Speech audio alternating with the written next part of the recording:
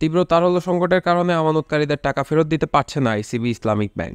2008 সালে ওরিয়েন্টাল ব্যাংকের নাম পরিবর্তন করে রাখা হয় আইসিবি ইসলামিক ব্যাংক।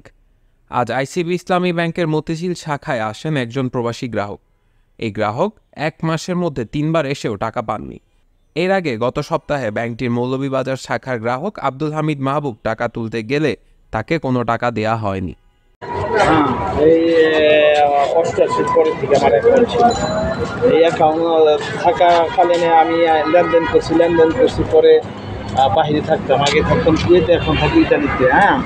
পরে আসার পরে জিএস ইসলামিক ব্যাংক হলো, এটার মধ্যে এই আমি 5,80,000 টাকা রেখে গেছি আইসিবি ইসলামিক। হ্যাঁ, আমার অ্যাকাউন্টও আছে। এখন তোমার টাকা দিতে পারতেছে না।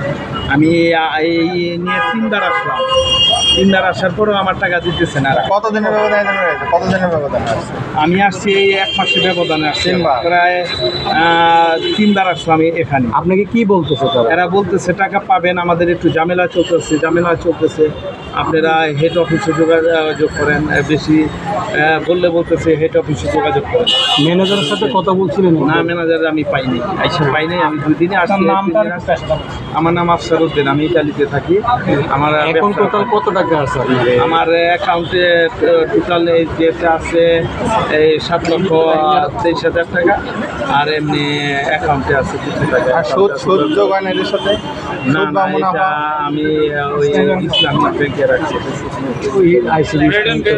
এই অ্যাকাউন্টে এই ব্যাংকে কত বছর আপনার অ্যাকাউন্ট? আমি 88 থেকে এই ব্যাংকে। 88 পরে আপনার এফডিআইটা ম্যাচুরেট হয়েছে না প্রথম একবার? সেটা কত সালে হয়েছিল?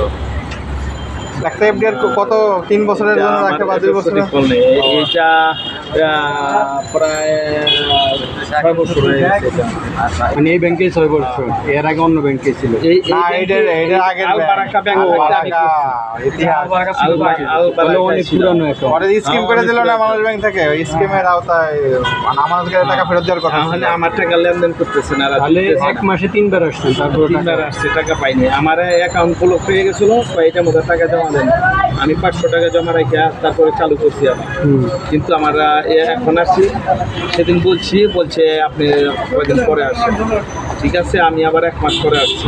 আপনার কি মনে হচ্ছে যে টাকা পাবেন কিনা? এটা এরা বলতেছে পাবেন, আসে যেটাতে পাবেন, কিন্তু টাকা তো পাই। কিন্তু আমরা তো শুনতেছি বিভিন্ন শাখা, যেমন আইসিবির অন্যান্য শাখাও টাকা দিতে পারতেছে না। এটা তো আমি বলতে পারবো না, আমি থাকি বাহিরে। আমি আসছি, আমি চলে যাব। আমি আসছি এই 1 সপ্তাহ। আপনি 3 বার আসছেন না, মানে এখানে কি আপনি দেখছেন অন্যদের টাকা দিতে পারতেছেন না? আমি অন্যটা ফলো করি না এবং দেখি নাই। আমি দেখছি এদের ক্লায়েন্ট নাই। আপনি কি এদের ম্যানেজারের সাথে একবার কথা বলছেন? এই টাকা ম্যানেজারের সাথে? ম্যানেজারকে আমি এসে পাইনি। ম্যানেজার থাকে না? 3 বারে এসে একবার ম্যানেজার থাকে না, কই বাইরে চলে গেছে। আসলে বাইরে চলে গেছে এই বলতেছে। আপনার গ্রামের বাসা কোথায়? আমার গ্রামের বাসা বিক্রমপুর। ঢাকাতে থাকেন কোথায়? আমি ঢাকাতে থাকি আপনার এই ফকিরাপুর আমার দোকান আছে, এখানে আছি। আবার মিরপুরে আছে বাসা, থাকি বিক্রমপুর। আচ্ছা, ঠিক, থ্যাংক ইউ।